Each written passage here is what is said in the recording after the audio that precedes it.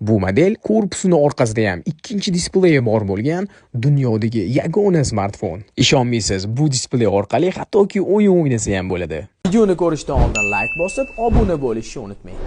Asus ROG Phone 9 Pro dunyodagi eng kuchli igrovoy smartfonlardan biri. Bu model aniq sizni qoyil qoldiradi.